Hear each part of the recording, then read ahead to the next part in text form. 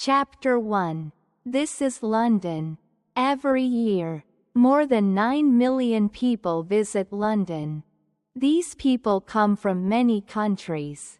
They go to theaters, museums, and old buildings.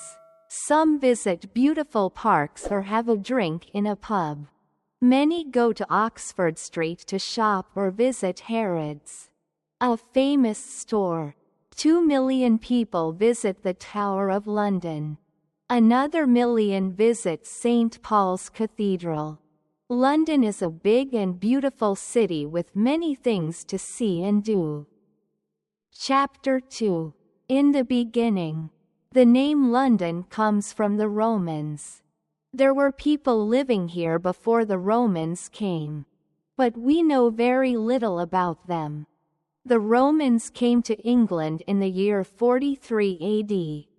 They built houses and other buildings next to the River Thames. They called the town Londinium. They also built a bridge over the river, so ships could travel to the town. Londinium grew bigger and bigger. You can still see part of the Roman city wall near the Museum of London. Londinium was a rich town with about 50,000 people. But around the year 400 AD, the Romans left. For many years, nobody lived in the town. Many buildings started to fall down. In the 9th century, Danish soldiers destroyed more buildings. But King Alfred made the Danes leave, and his men built the town again. In 1066, William the Conqueror came from France and became king. He started building the Tower of London. By the time King Henry VIII was king in 1509, 50,000 people lived in London again. By 1600, there were 200,000 people. But many lived in old and dirty buildings. In 1665, a disease called the plague killed 100,000 people. This was called the Year of the Great Plague.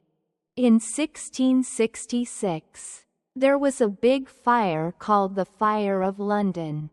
The fire started in a house near London Bridge. More than 250,000 people lost their homes. The fire destroyed St. Paul's Cathedral and 88 other churches. But after the fire, new, better houses were built. In 1881, more than 3 million people lived in London. Today, more than 6 million people live there. Chapter 3. Visiting the city. A good way to get around London is by underground train. The trains run all day and most of the night. But it is best not to travel between 8 o'clock and 10 o'clock in the morning or 4 o'clock and 6 o'clock in the evening. These are busy times, and the trains are full. Another way to see London is by the red buses. There are special buses for tourists that take you to many interesting places in London. It takes about an hour and a half to see the city. But you can stop and get off at any place you like. London taxis are black, but some are not. You can stop a taxi if it has a "for hire" sign on it. Why not take a boat trip along the River Thames? Boats leave from Westminster and Charing Cross. You can also take a longer trip to Hampton Court, a beautiful palace. Chapter 4. Some places to go. The Queen's home in London is Buckingham Palace. It is at the end of the Mall, a long road that starts at Trafalgar Square. Every morning at 11:30, soldiers at Buckingham Palace change the guard. Many people come to watch. You can visit Buckingham Palace in August and September. but there are always many people. You can also see the Queen's horses and coaches at the Royal Mews. Or visit the Queen's Gallery to see pictures from around the world. The Tower of London is a museum now, and it is one of London's most famous buildings. More than 2 million people visit it every year. You can see the crown jewels, visit the Bloody Tower, or walk around the wall. You might even see the famous ravens, the blackbirds that live there. Tower Bridge is near the Tower of London. It is a famous bridge. Opened in 1894. St. Paul's Cathedral is also nearby. Sir Christopher Wren built it after the Great Fire of London. You can go up to the Golden Gallery and see a beautiful view of London. Chapter 5. Westminster. Westminster Abbey is one of the most famous churches in London. It is over 900 years old. Every king and queen of England has been crowned there. The Houses of Parliament are also in Westminster. The clock on the building is called Big Ben. The Prime Minister lives at 10 Downing Street, which is near Parliament. Parks and gardens. London has many beautiful parks. Hyde Park is one of the biggest. It has a lake called the Serpentine, where you can take a boat. It's a quiet place away from the busy city. Kensington Gardens is next to Hyde Park. There is a statue of Peter Pan, the famous boy from the story Peter Pan. Regent's Park is home to the London Zoo, which has many animals from around the world.